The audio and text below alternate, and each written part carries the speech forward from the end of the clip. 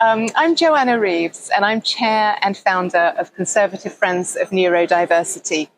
And today I'm having a chat with Alex Edwards, who is an expert in neurodiversity in education. So Alex, I'll let you introduce yourself. Thank you so much for having me, and what a beautiful setting to be talking about this, where so many important decisions are made. True, quite often by neurodiverse people who don't know that they're neurodiverse. Maybe aren't diagnosed, and it affects everyone, but often really does affect neurodiverse people. So it's great to be here. So a little bit about me and my background and sort of how I ended up here. I've always been really interested in the brain, in science, and I studied behaviour medicine. I just studied biomedical science at university. And then that led me to a master's in child development, which was looking a lot at, neurodevelopment. I worked for CAMS for a little bit, or I worked with CAMS for a little bit. So what's CAMS, for people who don't know? Child and Adolescent Mental Health Services. Yeah, so that's something I was really passionate about, was sort of translating that research that I had done into a practical setting. So I worked in Croydon with them at a school that had a lot of challenges and a lot of children who had faced huge trauma and were really struggling in education. And that led me to teaching. And now I'm a head of support at a girls' school. So I'm working with girls aged 9 to 13, really helping them to understand their own neurological development and helping them to develop sort of a toolkit to deal with the challenges and celebrate the successes that education throws at them. Yeah, absolutely. I always say that neurodiversity brings challenges and joys. It's the best way that I find to describe it, because it comes with sometimes, very often, extraordinary talents. Is that what you find in the classroom setting? Hugely. So that's a real misconception, I think, around neurodiversity, is that when people think of a neurodiverse child, they think of a really difficult child being sent out of class. And often that is, of course, the case, but as I was saying to David earlier, lots of our art scholars are dyslexic, and our drama scholars have ADHD, and lots of our most creative minds are neurodiverse. Yeah, absolutely. What about establishing early in someone's life whether or not they have a neurodiversity? How important do you find that when dealing with your pupils? I think it's just about happening sort of at the right time, and the earlier you can empower children to understand their brain and celebrate the fact that it's different to everyone else's, and the earlier you can help them to develop sort of a set of tools that work for them to manage their learning and their life, I think the better. Yeah, no, absolutely. As we were, as you know, I'm actually a former teacher, and I taught for 3 years in the 90s, 94 to 97. And I taught in a boys' school, great school, one of the top comprehensives in the country. And I was really, really well trained at the Oxford Education Department within Oxford University. Neurodiversity, though, simply was not a thing. I was trained in differentiations to be able to deliver lessons to sort of people with diverse abilities within one classroom, but neurodiversity just never came up, and clearly that's very different now. Would you say that generally teachers are much more aware of the existence of these conditions? I think they are more aware, and we have the vocabulary, but they're so stretched and they're so stressed that it's almost sort of impossible for the typical teacher to support every single child in their class. So if you're a teacher, as I was in my last job, alone with 30 children, and you've got some, in your typical class, you'll have a child who has sensory needs, they are perhaps autistic, then you'll have a child with ADHD. Of course, there's an overlap with all of those, but I think, yes, teachers are more aware, but without adequate funding and without care put into the education system, it's almost irrelevant, because teachers are so stressed that they can't, Yeah, so they know it's there, but they're juggling so many things that it's just one extra thing they have to deal with. Exactly. Because it can actually be quite simple, can't it? That supporting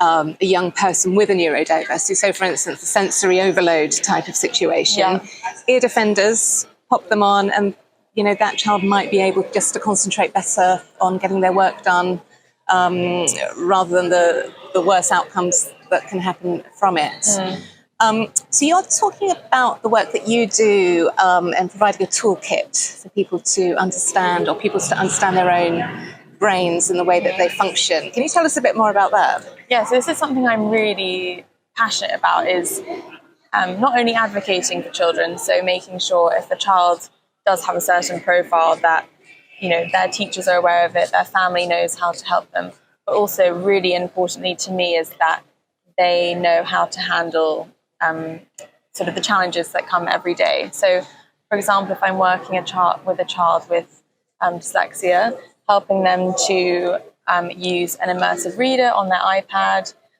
teaching them about visual stress and maybe colours that work for them, producing all of their resources, for example, exams and things in fonts and colours that are dyslexia friendly. So sort of just helping them with little tips about what works for them. But often with neurodiversity and with neurodiverse children, it's never this child has dyslexia, this child is autistic, this child has ADHD. Often there's such an overlap where you might be working with a child who needs those resources for their dyslexic profile, but then also needs help with an attention deficit, or now we call attention misdirection, because actually people with ADHD really can focus on things they're interested in. It's just if they're in a class, and it's a real overly stimulating atmosphere, they're not focusing on the things we want them to, but they are very capable at focusing. So yes, they might be focusing on something, but just not what. What is so appropriate teaching at the them how to take notes, how to communicate with their teachers to say, I need a break, can I go out for 5 minutes and come back? And also there's a real misconception that the children who are neurodiverse are the lowest attaining children.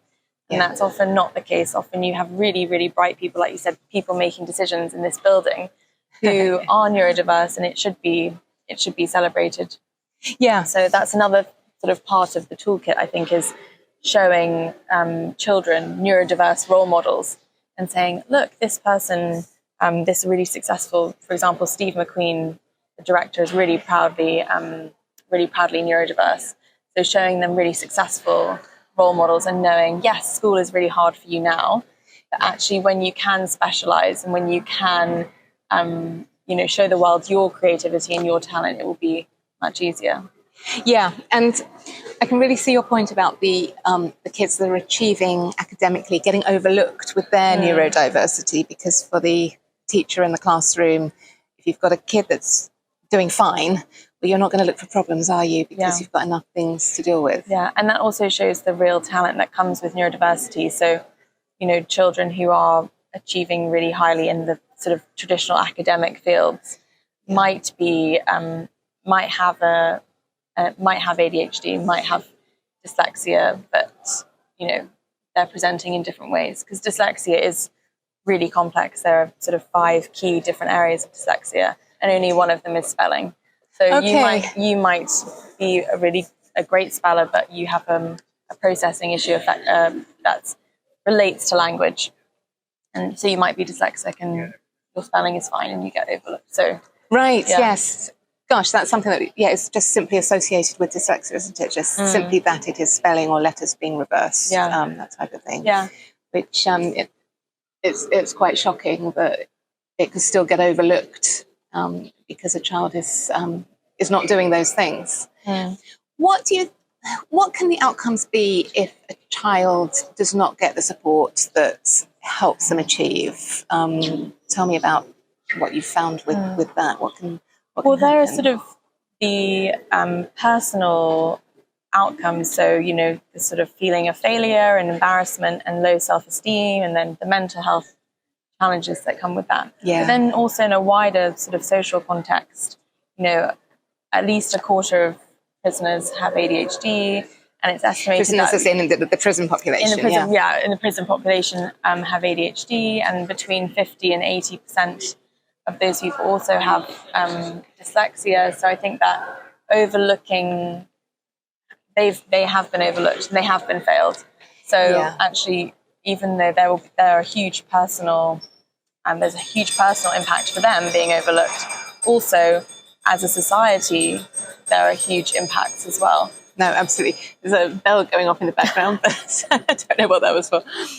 No, absolutely. And I think we both know as teachers, and certainly for me with one of my children, I think it's very easy to see how things can go wrong if the right support isn't put in place, because it's so bewildering and frustrating. And underemployment's really overlooked. I have two really good friends, super bright women who have ADHD, and they have part-time jobs because they find it so difficult to engage with sort of the norms of employment and a system that really doesn't cater to neurodiverse people. They should be in a top job. They're such bright people, but actually they're underemployed, and they're not earning their potential financially or sort of socially. Yes, and I wonder with that whether the skills that you need to interview well are not necessarily the skills that you need to do the job. So if you have someone who's not particularly very happy doing their own thing, will get on with whatever the task is and will do it exceptionally, and there's no need to encounter particularly other people whilst doing a job, coding or something. If you've got to go to an interview and have the skills of an outgoing person who might do a completely different job simply in order to impress the interviewer, I think that's something that gets overlooked as well. Definitely. And this is where gender plays a huge role, economic background plays a huge role, because if you have a boy who's always just been quite naughty, but people sort of call it charismatic, and boys will be boys, and actually they're very good at maths and they end up in the city or in politics or wherever, making a lot of money, that's very socially accepted. Whereas if you have a girl who, is quirky, introverted, or, labeled however, and has a slightly different skill set. Yes. And it's girls are encouraged to possibly be a bit more people-pleasy, all those expectations that girls have. I think that we're pushing back against, I think, as society now, and helping girls to realise you don't have to. And that's why it's so much more complex than just talking about neurodiversity. It's so dynamic, and every single person, like David was saying, we were discussing earlier, every single person is unique and every brain is unique, and there's so much we don't know about the brain. And I think her name is Amish Jha. She's this neuroscientist. I think she works at Stanford or one of the top US universities. She said there's so much that we actually don't know about the brain, and so we can't even label two neurodiverse people as the same and treat them the same. It really needs to be tailored, and that's why we need more pastoral support in our education system. We need children to be heard and valued, and we need to educate them on how their brain is different and how they can manage challenges individually. So we need to be able to tailor education and pastoral care more. Yeah, absolutely. No, absolutely. Should we see if David wants to? Should we bring David in? Absolutely. Yes. So I'm just bringing David. Yes. This is David Moore, who has been behind the camera for other podcasts, but he ought to have his moment now. So hello, David. Thank you. Thank you very much for being on that. Be with us. Do you have any questions that you wanted to ask? Yeah. Alex? So being in education, obviously both of you are teachers, and really trying to bring neurodiverse children and young people to feel confident in themselves and inspire them with self-esteem, and that actually they're being listened to. How do we do that, and how do we reform the education system to tailor that? I think there are quite a few levels to it. So I think the main thing is culture, and celebrating even in the language that we use and the role models that we provide for children. I think that needs to be something that every child, whether they're neurodiverse or not, experiences. So even things like I did an assembly for Neurodiversity Week, and I said, and I don't know if it's a true story, and I don't think Tom Cruise will watch this, But there was a story that he was dyslexic, and it wasn't until he was motivated to learn to read film scripts that he learned to read. Yes, yes. What a cool person to, show kids and say, this person is dyslexic, but they're hugely successful. Or even the director I mentioned, Steve McQueen, huge creative mind, is dyslexic. So I think the first thing is that we need to celebrate neurodiversity in society more. And I think we are starting to. I think lots of, celebrities and scientists and, and even people like Bill Gates, and I know there are other female scientists who have come out and said, yes, I have this diagnosis. And I think on a sort of primary level, we need to improve culture and language around neurodiversity. Absolutely, absolutely. But then sort of on another level is our structure within learning, within schools. So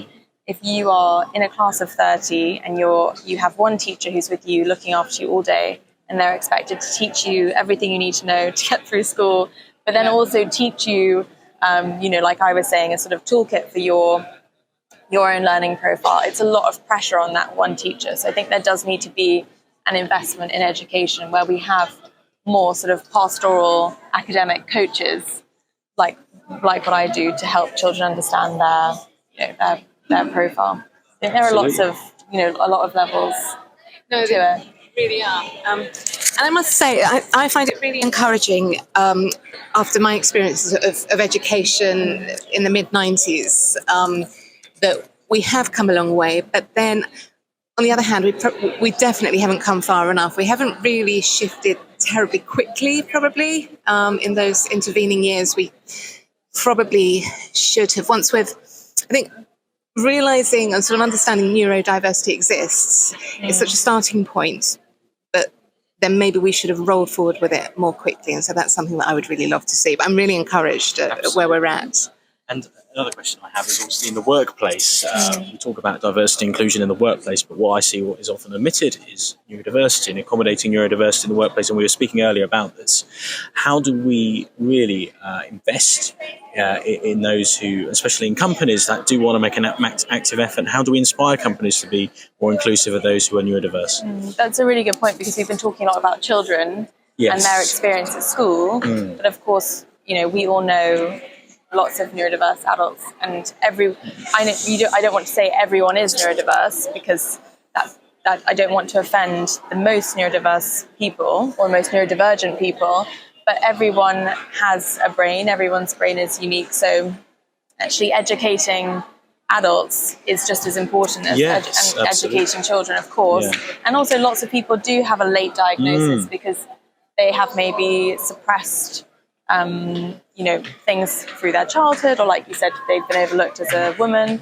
So I think you're right that educating people through big employers is also really important. But I think the concepts are the same as with children. So culture is really important. So again, celebrating neurodiverse role models for adults is really important. And also having people in companies, in HR, who are educated in neurodiversity and can empower employees to celebrate their own neurodiverse profile. So sort of on the side of what I do in my job, I also help with conflict management for HR. So helping people who are in conflict to actually understand, oh, maybe I'm in conflict with this person because we're both neurodiverse. Maybe we're both slightly on this spectrum and we've clashed over something. I think, again, education for adults is really important. And actually removing shame, because lots of people are embarrassed to say they're dyslexic, when dyslexia, as I said earlier, is so complex. It's not just about spelling, and it's not just about language. It's more complicated. And I think removing shame and also changing what we see as intelligence. So someone who's really bright, who can't spell very well, we put so much emphasis in our education system on spelling, and actually where people are texting so much and language is becoming so much more casual anyway, do we need to put so much value on whether someone can spell? So I think a lot of it is about culture and education for all ages. Absolutely, and it's really preparing our younger generations, and when they go into the workplace, they can feel comfortable about talking about it, and that will be included. So that's really, really great ideas. Yeah. Important. Yeah. Okay. Well, Alex, thanks so much for coming in. It's been absolutely brilliant talking to you, and really, it's particularly interesting for me to see the difference in education now from when I was actively teaching. So, no, it's been a really fascinating conversation. So, thank you. Yeah, thank you both so much for having me. Thank you so much. Thank you. Pleasure. Great.